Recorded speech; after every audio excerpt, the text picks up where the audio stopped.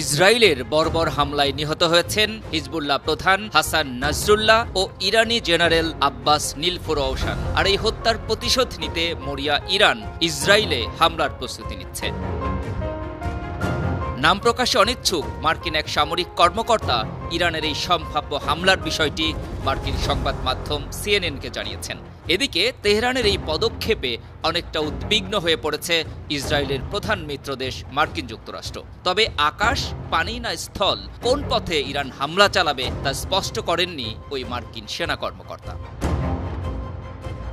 লেবাননে হিজবুল্লাহ নেতা নাসরুল্লাহ ও ইরানের কুদস ফোর্সের শীর্ষ কমান্ডার নীলফুরৌশান নিহতের একদিন পর বদলা নেয়ার হুঁশিয়ারি দেন ইরানের পররাষ্ট্রমন্ত্রী আব্বাস আরাগসি। তিনি বলেন, এই হত্যাকাণ্ড ও আগ্রাসী ইহুদি শাসনের ভয়াবহ অপরাধের জবাব না দিয়ে চুপ করে বসে থাকা হবে না।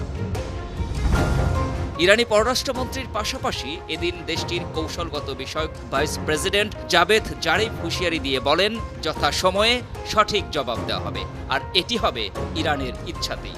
জবাব দেওয়ার সিদ্ধান্ত রাষ্ট্রের সর্বোচ্চ পর্যায় থেকে নেওয়া হচ্ছে বলেও জানান ইরানের সাবেক পররাষ্ট্রমন্ত্রী।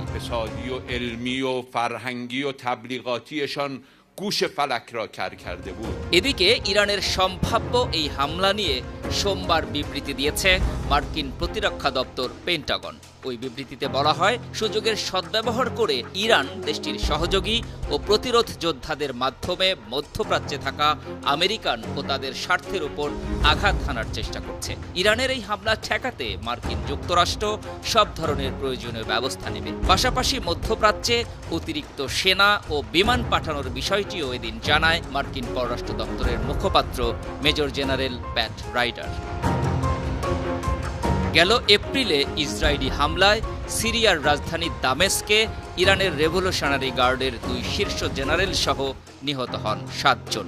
প্রতিশোধ নিতে ইসরায়েলে ড্রোন হামলা চালায় তেহরান। তবে যুক্তরাষ্ট্র, যুক্তরাজ্য, মিশর, জর্ডানের সহায়তায় ইসরায়েল এই হামলা ঠেকিয়ে দিলেও ক্ষতিগ্রস্ত হয় দেশটির একটি সামরিক ঘাঁটি।